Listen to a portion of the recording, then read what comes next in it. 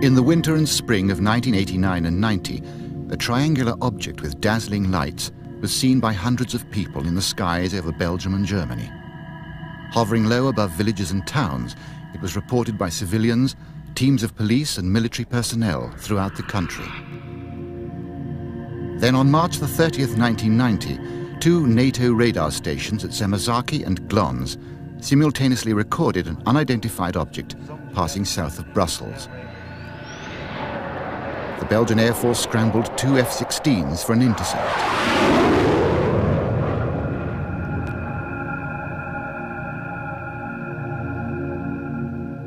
Their radars locked onto the object, the diamond shape, which suddenly drops 1,300 meters in 1 second.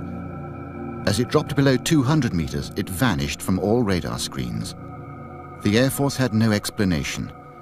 One scientist suggested the pilots were chasing a rare atmospheric phenomenon, but the chase lasted 75 minutes, the object was seen on no less than 5 radar screens, and the testimony of hundreds of eyewitnesses remains.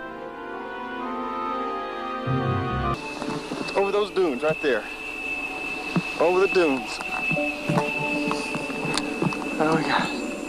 There she is. There she is right there. Oh my God. Okay. Kind of way out. There's that boat just went by. Oh, geez. This curious object filmed above an English cornfield remains a mystery. The tractor driver in the distance said that he saw a small silver disc fly silently over him at speed. Whatever that is, that's moving on its own.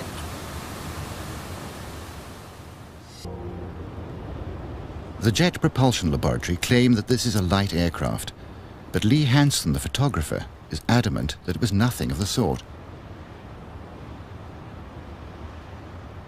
As James Waters drove through Monument Valley, a bright object sped past, followed by another a second later.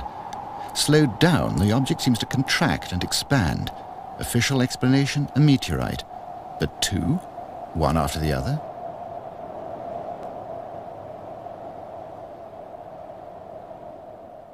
Two other classic UFO films were singled out for study by Project Blue Book. This filmed near Great Falls, Montana, and this in the skies above Utah.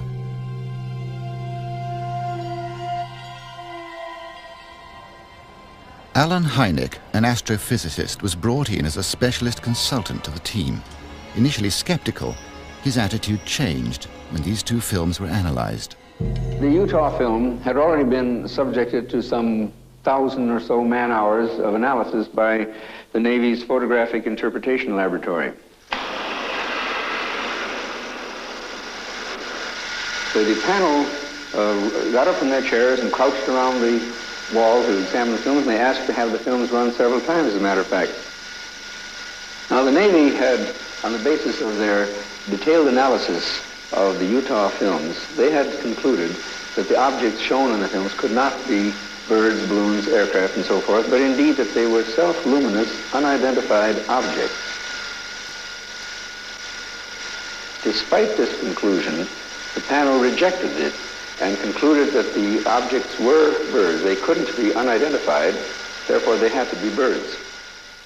I came away from the meeting and from the room with the distinct feeling, however, that the panel had deliberately moved to debunk the whole subject and not to give it the serious scientific attention which it deserved. In Oxfordshire, while filming a farming program, a TV crew suddenly noticed this object over the fields. Well, first of all, we saw what appeared to be a very large vapor trail, much thicker than the normal vapor trails. And when this vapor trail finished, it stopped at a straight line, you know, as opposed to fading out.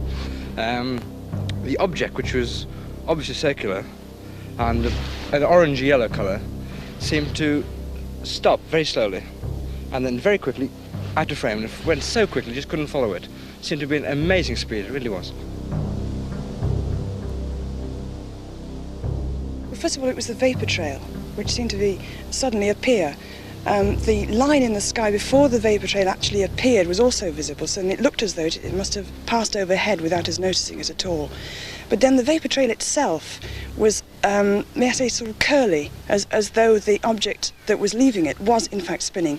Then looking at the object itself, you could see with the naked eye that it was in fact spinning, and orange and round.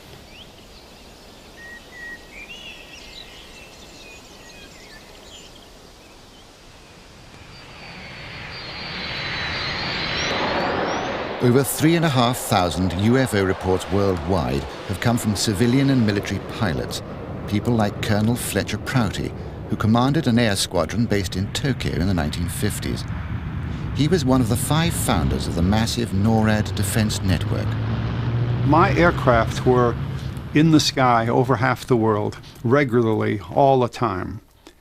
And one day I got a top secret memorandum delivered from the White House, from the headquarters of the Air Force.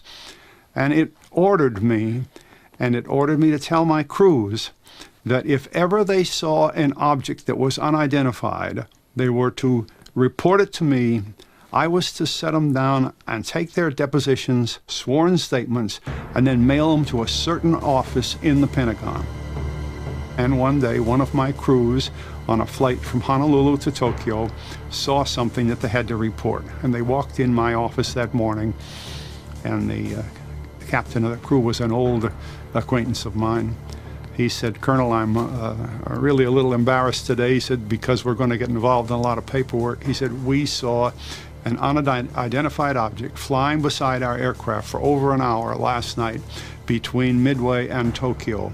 We had 60 passengers aboard. There's no way we can say that it wasn't seen and wasn't there." So I had 12 men in the crew. I had to set aside 12 rooms with 12 interrogators. We had them write their stories down, what they saw. I packaged that all up and sent it to the headquarters Air Force. Never heard another word from it. This curious object filmed above an English cornfield remains a mystery. The tractor driver in the distance said that he saw a small silver disc fly silently over him at speed.